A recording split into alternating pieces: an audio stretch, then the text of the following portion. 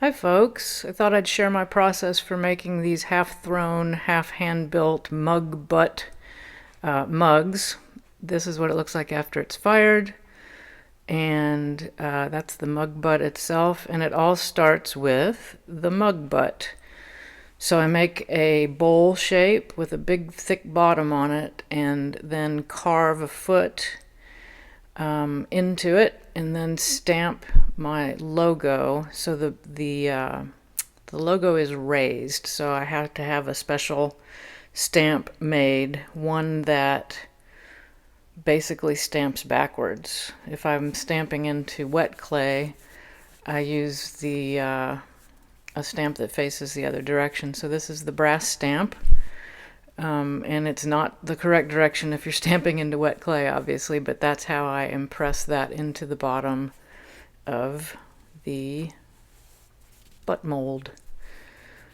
And it's bisqued.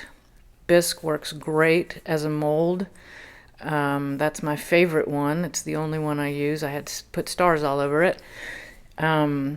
It acts like plaster in that it absorbs really nicely and releases. The problem is that you have to actually dry it in between. So rather than waiting, I will grab my torch, and that's how this whole video begins.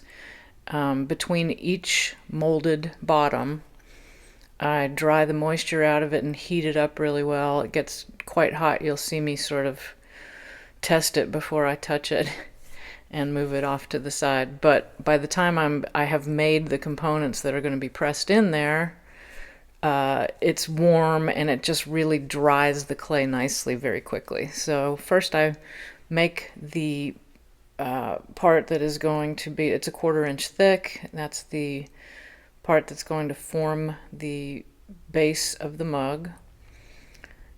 And I cut it out with a needle tool.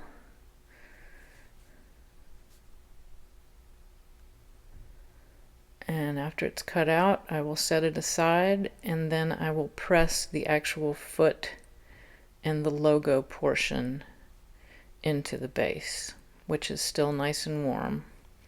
So I roll up a snake, roll up a coil, and the way that I do this leaves a bit of a line that you might have noticed. And it's intentional. I like this additional detail because I go back and I add an oxide wash that catches on all of the various parts. You'll see that I tuck the remaining tail right into the center and press it nicely down into the logo. Because the bisque mold is dry and warm, I have to be kind of careful. It can really shift around a lot at this point. So I'm pressing down, not moving it too much. I score, and I use magic water, which is a tablespoon of sodium silicate and a tablespoon of soda ash in a gallon of water. You can use vinegar just as easily. I just don't like the smell of vinegar. Now I convince this pat of clay that it wants to have a bowed bottom and set it in there. Adjust it so it's pretty much even all the way around. And then I spend a good amount of time pressing it gently in. I shortened it quite a bit for the video, but I smooth it down. I make sure there's no bubbles up underneath there. Now I'm turning that top edge away from lapping over so that when I cut it, it's a nice clean line. It's poking up just a little bit, so I cut it down. And then it pops right out generally. I did shorten this, but you'll see me fumble it a little bit. I frequently drop them. You have to be quite careful. So I'll make a series of these and set them aside. And I don't have a video of me throwing the top part of the mug, but here is a top part. I throw them without a bottom. I'm going to ever so slightly flare the drinking lip out so that when you take a sip, it comes towards your lips. I do like throwing without a bottom. When I cut it off, it's got this nice flange on the bottom that works perfectly to attach the mug butt. You can see that there. I'm going to go around and actually flare this out because of the way that the mug butt will sit inside it. Here I am making a lip for the mug butt to sit inside. The idea is that it looks like the top of the mug is sort of pouring over that bottom. Just before that, I was rounding the edge of that mug butt inwards. Now I'm scoring both of these pieces. I will add a little bit more magic water to each. This is how I attach almost everything. I score, put some magic water on, boop, boop, boop, and score again, and I have basically created a slip. I don't use attaching slip. And I sped this way up because I take a lot of time smushing that together. Now I'm checking to see when I put it up right, if it sits correctly on the table. If it doesn't, I can moosh it around until it does. And now I'm going to go back in there. Again, this takes a really long time, but I am sealing that inside connection, all that extra clay that was squished out. This is a fun detail. That is a plaster egg from Michael's that I found around Easter time, and it's the absolute perfect thing for re-rounding a mug shape and for doing this. That's the butt of the brush going down in there to compress that seam, and then I'll go back with the bristles of the brush to clean that up. I will be addressing this little seam in a lot of different ways. Get the brush marks off. At this point, that whole area is kind of slippy and sticky and wet, and so as I'm pulling the lip of that top part down over the mug butt. And if I didn't use the paper, it's just a little sloppy. I like the feel of having that paper between me and that sloppy seam. So that, and now I am using that soft part of my hand to pull some spots a little bit, because the whole mug has a wavy, undulating quality, so I'm adding that quality to this line as well.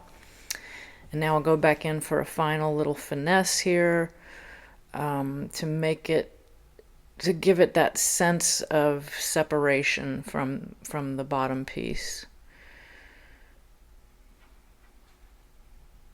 Another cleanup with the brush.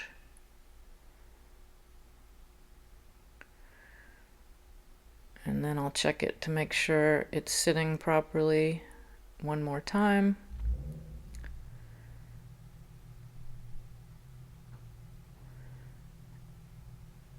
And there you have it. So the next step is going to be to put some handles on it. So just a real quick video of me throwing a bunch of blanks. I'll throw a whole bunch of handles, usually twice as many as I need. So I have a lot to choose from. I'll do this, put them out wet, and then I curl them on their sides and let them set up. For this particular mug, I let them set up a little bit longer than I usually would. And then you can see down in the corner here, I'm picking that up. What I've done prior to the video is I've taken the pretty stiff handle, laid it out on that piece of, it's a fabric backing. And with some water, I run my thumbs up and down it. So that's kind of instead of actually pulling it again off of the mug.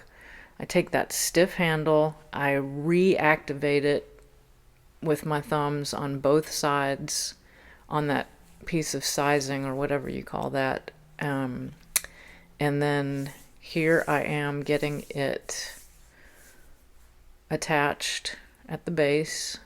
I like for this handle to intersect both the top and the bottom. I like the way that feels. I get that really nicely attached, and then I set it aside to let that attachment become mo better.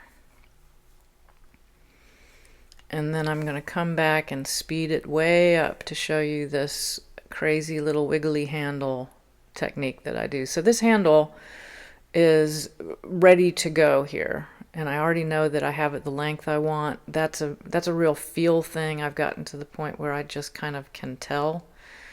I attach it that way, sort of face down, and I can tell by the amount of handle that I have there that I have enough, because there's no cutting it off. This is it. You are committed at this point. Still using magic water, do a little slipping and scoring. Have to be very careful not to let that scoring go all the way to the edges where it will be visible, or to score where you're folding it, because that will cause it to crack. I've gotten to where I can do this without getting a lot of cracking, but it's not simple. So I'm just folding it back and forth, cleaning it up as I go. Little magic water, little scoring.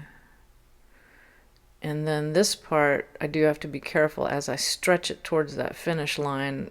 Sometimes that bottom attachment will want to pop up. This one seems to be doing okay, but now I have to reshape and stretch that handle and get the right curve and the amount of curve that I'm after.